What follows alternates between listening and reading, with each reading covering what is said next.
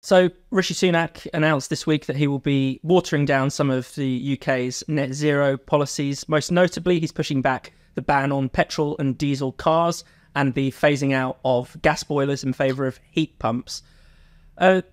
Tom, I mean, this is quite a significant intervention. I mean, he also said that politicians have been systematically dishonest with the public about the cost of net zero. It's probably the most serious attack on green politics we've ever heard from a mainstream politician. Yeah, I mean, it's a low bar, isn't it? Yeah. It's quite but I've been very struck this week by the fact that the most modest sort of milquetoast revisions to the net zero targets have been met with such abject fury, which has kind of made me think that, as you say, this is actually a very significant, quite bold intervention by the standards of our quite conformist politics on this particular question. The 2030 to 2035 petrol and diesel car ban pretty much brings it in line with where much of Europe and the developed world is at in terms of where their laws are. Turn on the Today programme this morning, you would have thought the Queen had died. It was incredible. There was these targets, which in that case I think was set in 2020. Where it was like he was committing some sort of horrendous heresy in British public life. A target set by Boris Johnson is suddenly incredibly important to all of the great and good. And I think it has just really shown what a sort of quasi-religion this has become for a lot of the political and media elites. I mean, there's obviously a lot of Tory bashing mixed in with it. I mean, this is the sort of thing you could easily have seen Keir Starmer quietly doing because for some reason he thought he was politically expedient. He probably wouldn't have got the same sort of flack. There's a tendency to focus on this car company, which has said this is the worst thing in the world, rather than looking at that car company who said, actually, this is a bit of a sigh of relief because no one ever thought we were going to hit these targets. But it has really, as I say, as modest as they are, I think the fact that it's caused so many people's heads to explode just tells you what we're up against in terms of pushing even further with getting rid of things like net zero, definitely. Joe, do you think it's this kind of sign that maybe the voters are actually being considered for once in this debate? I hope so. You know, I really, really hope so. What worries me, though, I think about that very, very point is the way that so many of these policies have been seemingly flippantly written into law, most notably by Theresa May. And however much the voters might then push back against these, and politicians like Sunak appear to be responding to the voters, the fact of these having been enshrined into law adds a further layer of complication into overturning this and really ties the hands then of people like Sunak who perhaps maybe do try to respond a little bit more. I mean, I think Tom's absolutely right. You know, what's being suggested here is so incredibly modest. And to me, it strikes me that much this is just about coming in line with the reality of where we're at anyway. I mean, it was not the case that we were all going to be driving electric cars by 2030. I mean, this is absolute cloud cuckoo land to think that this was going to happen and we're all suddenly going to get heat pumps. You know, so that by changing the law, by changing what's going on in this way, you know, it's kind of a reflection of where we're at and the instincts of voters to push back against it. But you're absolutely right as well about the hysteria. I mean, Just Stop Oil have described this as genocide. I mean, seriously, you know, 5 extra years on petrol cars, genocide, and really exposes their irrationality. And you know, the government hasn't abandoned the net zero target. Exactly. You know, we're still planning to hit net zero by 2050. I don't think it's possible at all, even by then.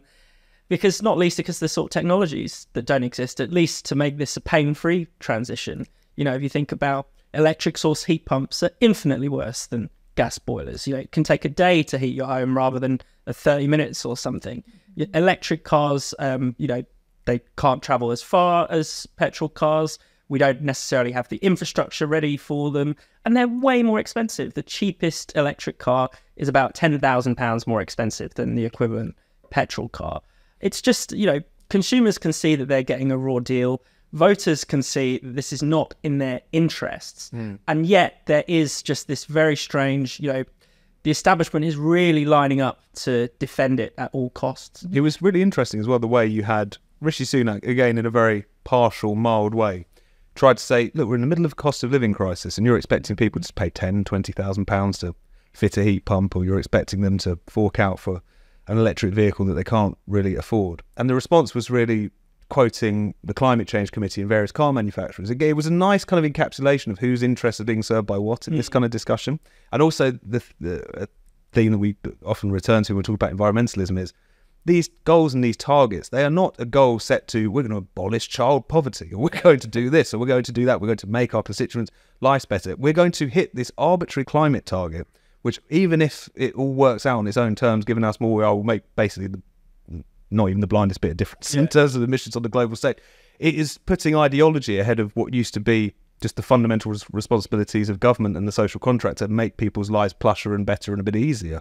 So I think that's been flushed out as well. We have Rishi Sunak saying, you can't be serious, and them saying, no, we are very serious. We will happily put that first. No, I think that's absolutely right. It's really brought to light what will be required to meet these targets.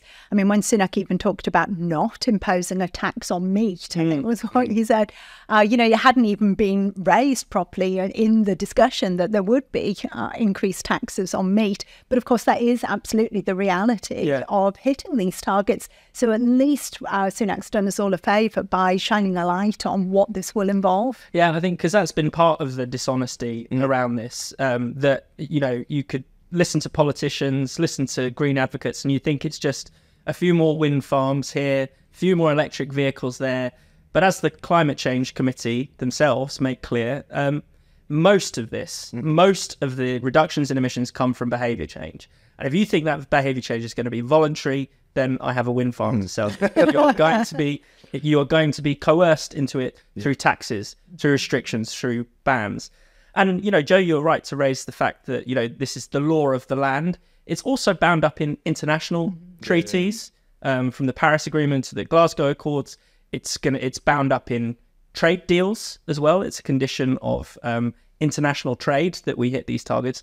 So, there's not been any democratic scrutiny whatsoever, but we have one hell of a fight on our hands if we're going to unpick this. Yeah, I think that's right. And also, it's really important to explode this claim, which is being made by some of the usual suspects at the moment, which is he's going to get on the wrong side of the voters with this because they love net zero. They can't love net zero. They'd ban meat tomorrow if they could. It's complete and utter nonsense. I mean, this is obvious to anyone who looks into it for about 5 minutes. If you poll people and just ask them, do you think we should hit net zero?